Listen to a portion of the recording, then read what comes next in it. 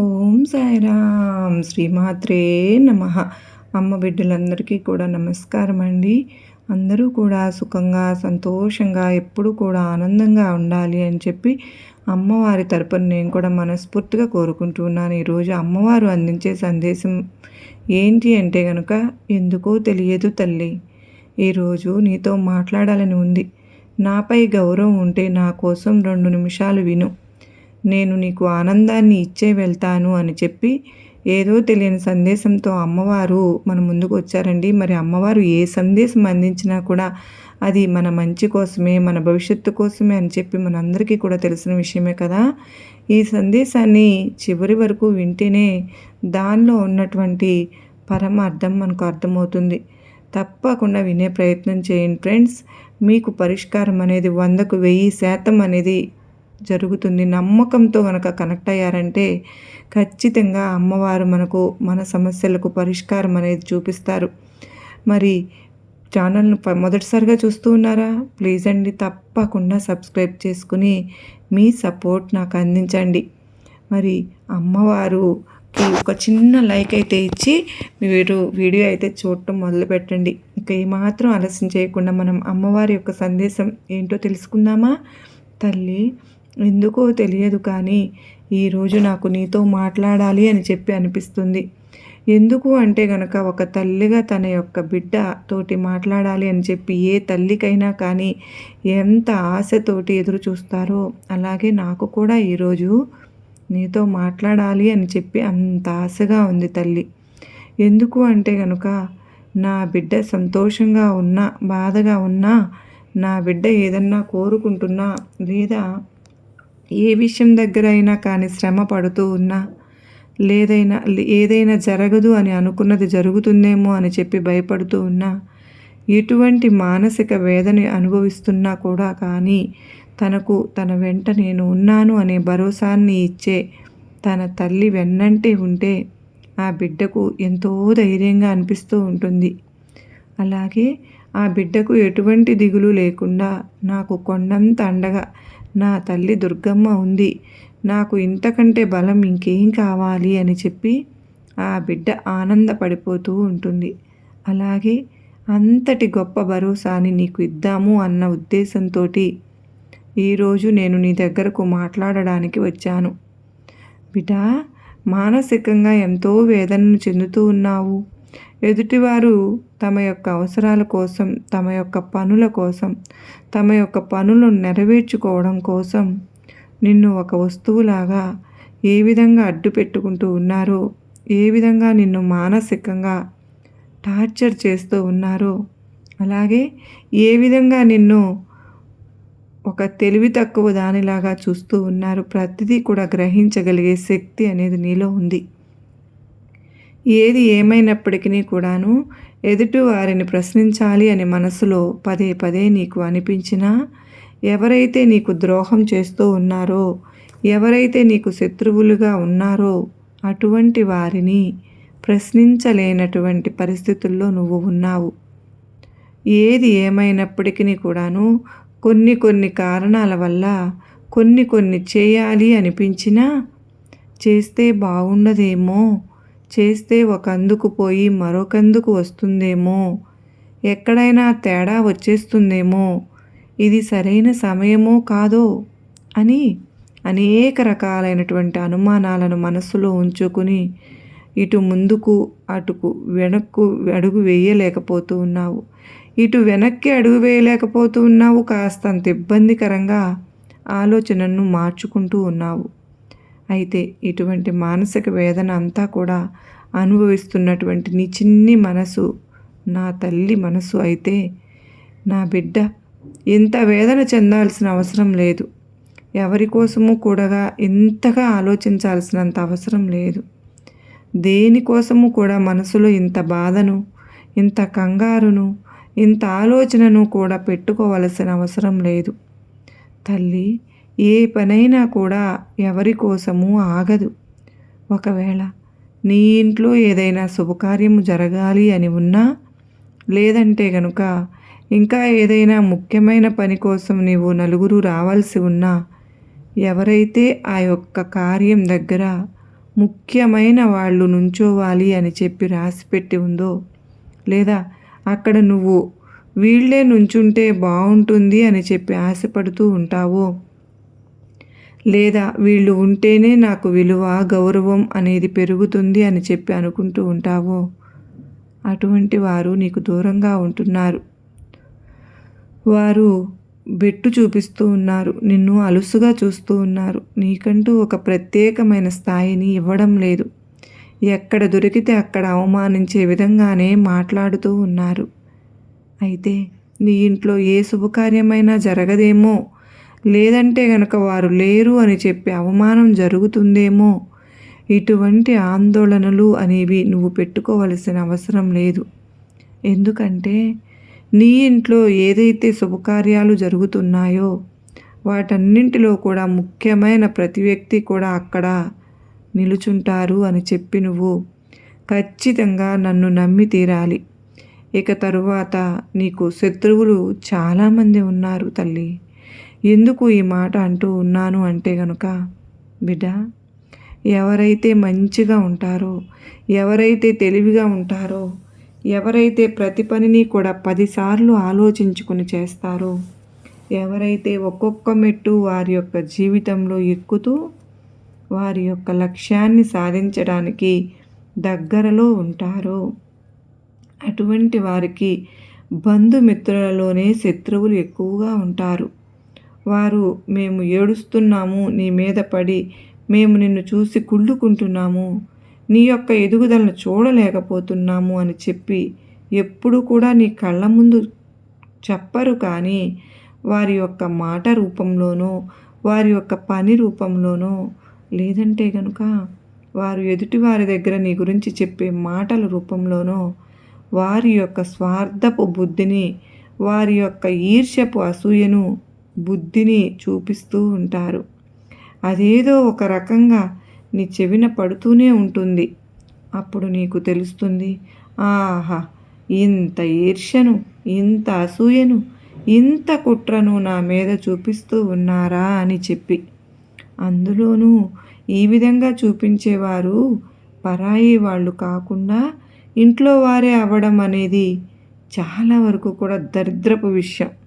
ఎందుకు ఈ మాట అంటున్నాను అంటే కనుక, ఎప్పుడైనా కానీ మనం బాగుపడుతున్నాము అంటే మన వెన్నంటే ఉండి మనకి సపోర్ట్ అందించవలసిన వ్యక్తులే, మనకు అండగా భరోసాగా నిలబడవలసినటువంటి వ్యక్తులే నిన్ను చూసి ఈర్ష్య పడుతున్నారు, అసూయ పడుతున్నారు అంటే అక్కడ సగం నిన్ను ఒంటరిగా చేశారు అనే కదా.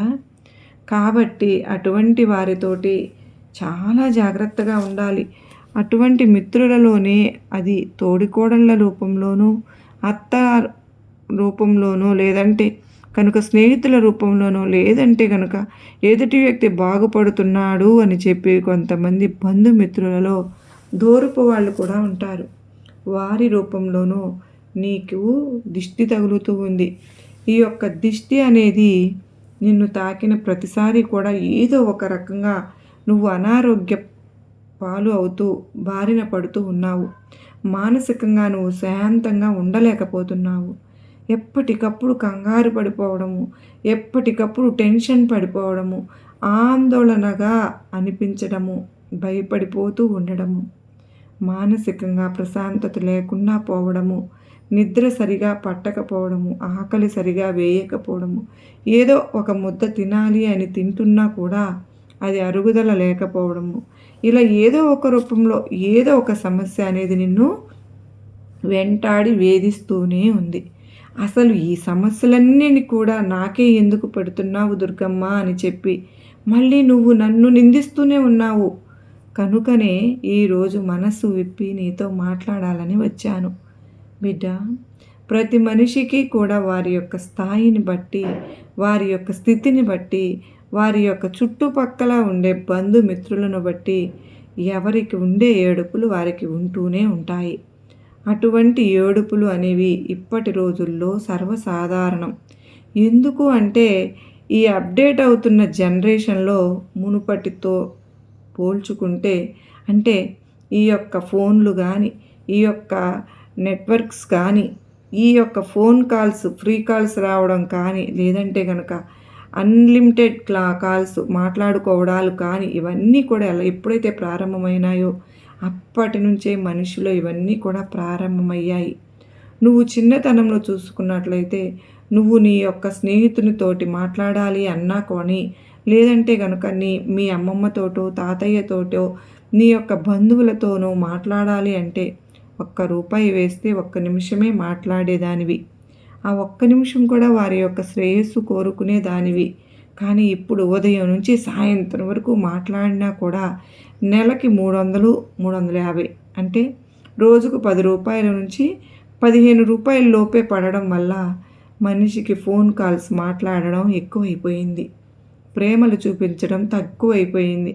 ఇలా ఈ యొక్క ఫోన్లోనో ఉన్నవి లేనివి వాళ్ళ మీద వీళ్ళ మీద ఒకరి మీద ఒకరికి చెప్పుకోవడాలు, ద్వేషాలు పెంచడాలు, పగలు పెంచడాలు, ప్రతీకారాలు పెంచడాలు, బంధాల మధ్య ఎడబాటులు రావడాలు, ఈర్ష్య అసూయలతోటి మనిషి యొక్క మనసు నిండిపోవడాలు, ఇలా ఈ అప్డేట్ అవుతున్న జనరేషన్లో ఈ యొక్క నెట్వర్క్లు వచ్చిన తరువాత పిల్లల యొక్క ఆరోగ్యం, పిల్లల యొక్క మానసికమైన స్థితి, పిల్లల యొక్క శారీరకమైనటువంటి స్థితి, పిల్లల యొక్క ఆహారపు అలవాట్లు, ప్రతి దానిలోనూ కూడా మార్పు రావడం అనేది గమనించాల్సిన విషయం. ఇక్కడ ఏది ఏమైనప్పటికీ కూడాను ఈ యొక్క అప్డేట్ అవుతున్న జనరేషన్ని వారి యొక్క లాభం కోసం వాడుకునే వాళ్ళు కూడా 100 మందిలో 10 మంది ఉంటే మిగతా 90 మంది వారి యొక్క నష్టం కోసం మాత్రమే వాడుకుంటూ ఉన్నారు. ఇలా నష్టం కోసం వాడుకుంటూ మేమే తెలివిగల వాళ్ళము, మేము చాలా చక్కగా మొబైల్ వాడుతూ ఉన్నాము, మేము ఎంత రేటు పెట్టి మొబైల్ని కొనుక్కున్నాము, మేము ఇంత పెట్టి ఆన్లైన్ షాపింగులు చేస్తూ ఉన్నాము, మేము ఇంత పెట్టి డబ్బును వృధా చేస్తూ ఉన్నాము అని చెప్పి అనుకునే వాళ్ళు కొంతమంది అయితే ఈ ఫోన్ వచ్చిన తర్వాత ప్రేమలు, బంధాలు, బంధుత్వాలు, డబ్బులు అన్నీ కూడా మనిషి నుంచి దూరం అయిపోతూ ఉన్నాయి. అన్నింటికంటే ముఖ్యమైనటువంటిది ఆరోగ్యం కూడా మనిషి నుంచి దూరం అయిపోయింది. సోమరితనం అనేది ఎక్కువైపోయింది. అలాగే చిన్నపిల్లలు పెద్దవాళ్ళను ఎదిరించి మాట్లాడడం, అలాగే పిల్లలకు చదువు మీద ధ్యాస తగ్గిపోవడం, అలాగే ఒకరి పట్ల ఒకరికి ప్రేమలు తగ్గిపోవడం, స్వార్థాలు పెరిగిపోవడం, ఇటువంటివన్నీ కూడా ఎక్కువైపోతూ ఉన్నాయి. బిడ్డ, ఇదంతా కూడా ఎందుకు చెప్తున్నాను అంటే గనుక ఇప్పుడు ఏదైతే నీ జీవితంలో జరుగుతుందో ఆ జరుగుతున్నటువంటి 100% సమస్యలలో దాదాపుగా ఈ యొక్క ఫోన్లు చూడడానికి నీ జీవితంలో సగ భాగాన్ని, అంటే రోజుకు 24 గంటల సమయం ఉంటే రాత్రి నువ్వు పడుకునేది 8 గంటలు అయితే మిగతా గంటలలో సగం గంటలు నువ్వు ఫోన్ చూడడానికి వాడుకుంటూ ఉన్నావు. ఇలా నీ యొక్క సమయాన్ని వృధా చేయడం వల్ల నీ జీవితంలో ఎంతో ముఖ్యమైన క్షణాలు, నీ యొక్క భవిష్యత్తును బంగారంలాగా మార్చే క్షణాలు, అలాగే నువ్వు నీతో ప్రేమగా ఉండే వారిని దూరం చేసుకుంటూ నీకు అనవసరమైనటువంటి వాటినన్నింటినీ కూడా నీకు దగ్గర చేసుకుంటూ లేనిపోని కష్టాలను తెచ్చుకుంటూ ఉన్నావు అన్న ఉద్దేశంతో నేను ఈ మాటలన్నీ నీకు చెప్పడం జరుగుతోంది. తల్లి, ఫోను ప్రతి ఒక్కరికి కూడా ఉపయోగమే, కానీ ఏది ఎంతవరకు అంతవరకే. మితంగా వాడుకుంటే అమృతం, అదే అమితంగా వాడితే విషంలాగా పనిచేస్తుందమ్మా. ఆ విషయాన్ని తప్పకుండా నువ్వు గుర్తుంచుకోవాలి. ఇప్పుడు నీ యొక్క జీవితానికి ఇది కూడా ఒక ప్రధానమైనటువంటి అంశమే. దీన్ని నువ్వు ఫాలో అయ్యి చూడు. నీ జీవితంలో గొప్ప మార్పులు అనేవి చోటు చేసుకుంటాయి. నేను ఈ విషయాలన్నీ ఇవాల్టి రోజున నీకు చెప్పకపోతే ఒక తల్లి తన బిడ్డను చేజేతులారా బాధపడుతుంటే నాశనం చేసుకున్న వాళ్ళ కిందకే వస్తాము. మరి నీకు ఈ తర్వాత నీకంటే ఎక్కువ ఉన్న వారితో ఎప్పుడు కూడా నువ్వు పోల్చుకోవద్దు తల్లి. ఎందుకో తెలుసా, వారితోటి నువ్వు పోల్చుకోవడం వల్ల అయ్యో నా దగ్గర అది లేదే, ఇది లేదే, అది ఉంటే బాగుండేదే, ఇది ఉంటే బాగుండేదే, వారు కొనుక్కున్నారే నేను కొనుక్కోలేకపోయానే అని చెప్పి బాధపడవలసి వస్తుంది. అదే నీకంటే తక్కువ ఉన్న వారితో పోల్చుకున్నట్లయితే నువ్వు వారికంటే నేను చాలా వరకు కూడా బెటరే కదా, వారికంటే నా దగ్గర చాలా రకాలైనటువంటి వస్తువులు ఉన్నాయి, వారి మీద నేను చాలా ఆనందంగా ఉండగలుగుతూ ఉన్నాను అని చెప్పి ఇలా అనేక రకాలుగా నీ మనసు సంతోషాన్ని వెతుక్కుంటుంది. ఎప్పుడూ లేని దానికోసం ఆశ పడకూడదు, అలాగే ఉన్నది దూరం చేసుకుని బాధపడకూడదు. ఈ విషయాన్ని నువ్వు గుర్తుంచుకుంటే నీ జీవితంలో చాలా వరకు కూడా నువ్వు ఆనందంగా ఉంటావు. అలాగే అతి ఆవేశం అనేది పనికిరాదు తల్లి. ఈ మధ్య చిన్న చిన్న వాటికి ఎందుకు అంత కోపపడిపోతున్నావు, అంత ఆవేశపడిపోతున్నావు? సరే, కోపపడుతున్నావు కదా, ఆవేశపడుతున్నావు కదా, దానివల్ల ఎవరికి నష్టం జరుగుతుంది? నీ యొక్క కోపం నీ యొక్క మనసులో నుంచి వస్తుంది కదా. ఆ యొక్క మనసు అనేది ప్రతి అవయవానికి చాలా దగ్గరగా ఉంటుందని నీకు తెలుసా? అంటే ఆ యొక్క శరీరంలో ప్రతి అణువణువు కూడా ఆ కోపం వల్ల ప్రభావితం చెందుతూ ఉంటుంది. దాని వల్లనే లేనిపోని సమస్యలన్నీ కూడా నీ యొక్క శరీరానికే వస్తాయి తప్ప నువ్వు ఎవరి మీద అయితే కోపాన్ని చూపిస్తూ ఉన్నావో వారికి ఇంత కూడా నష్టం అనేది జరగదు. కనుక తన కోపమే తనకు శత్రువు అనే మాట నువ్వు వినే ఉంటావు కదా. నీ యొక్క కోపాన్ని అదుపులో ఉంచుకునే ప్రయత్నం చెయ్యి. మనసు ఎప్పుడూ కూడా ప్రశాంతంగా ఉండాలి, శాంతంగా ఉండాలి. ఎప్పుడూ కూడా కోపం అనేది మనిషిని నరకానికి గురి చేస్తుంది. ఆ విషయాన్ని నువ్వు గుర్తుంచుకో. ఇక తరువాత అన్నింటికంటే ముఖ్యమైనది సర్దుకుపోవడం, ఉన్నదానితో తృప్తి పడడం అనేది మనిషి నేర్చుకోవాలి. తల్లి, నీ దగ్గర 1,00,000 రూపాయలు ఉంటే మరొక 1,00,000 కావాలి అని నీ మనసు కోరుకుంటూ ఉంటుంది. నువ్వు 10 రూపాయలు సంపాదిస్తే అయ్యో దీనికి 10 వచ్చాయే, 20 రూపాయలు వస్తే బాగుండేదే అని చెప్పి మనసు ఎప్పటికప్పుడు కావాలి కావాలి కావాలి అని అడుగుతూనే ఉంటుంది. దానివల్ల మనిషికి ఆశ అనేది పెరిగిపోతూ ఉంటుంది. ఆశ వల్ల లేనిపోని సమస్యలు అనేవి వస్తాయి. ఎప్పుడైనా సరే కానీ ఆ 10 రూపాయలు వచ్చినాయి అని సంతోషంతో మర్చిపోయి ఇంకో 10 రూపాయలు రాలేదే అని చెప్పి బాధపడతావో అక్కడే ఈ యొక్క సంపాదించిన దాని ఆనందాన్ని నువ్వు కోల్పోతావు. కనుక నీ దగ్గర వచ్చిన ఆ 10 రూపాయలను చూసి ఆనందపడాలి తప్ప రాని దాని గురించి ఆలోచిస్తూ మనిషిని ఎప్పుడూ కూడా కృంగ తీసుకునే ప్రయత్నం అనేది చేయకూడదు బిడ్డ. ఈ చిన్న జీవితం చాలా చాలా అమూల్యమైనది. ఈ అమూల్యమైనటువంటి జీవితంలో కష్టాలు, నష్టాలు, దుఃఖాలు, సంతోషాలు ఇవన్నీ కూడా వస్తూనే ఉంటాయి, పోతూనే ఉంటాయి. ఏది కూడా శాశ్వతం కాదు. ఇది కష్టము శాశ్వతము కాదు, ఇటు ఆనందము శాశ్వతము కాదు. కనుకనే ఏదైనా సరే కానీ ప్రతి ఎమోషన్ అనేది మనిషిని ఒక్కొక్కసారి సంతోషపెడుతుంది, ఒక్కొక్కసారి బాధ పెడుతుంది, ఒక్కొక్కసారి ఇబ్బంది పెడుతుంది. అన్నింటినీ కూడా ఒకేలాగా చూడగలగాలి, ఒకేలాగా బ్యాలెన్స్ చేయగలగాలి. అలా చేయగలిగినప్పుడు మాత్రమే జీవితం సరైన మార్గంలో ఒడిదుడుకులు లేకుండా ఆనందంగా ఒత్తిడి లేకుండా జరిగిపోతూ ఉంటుంది.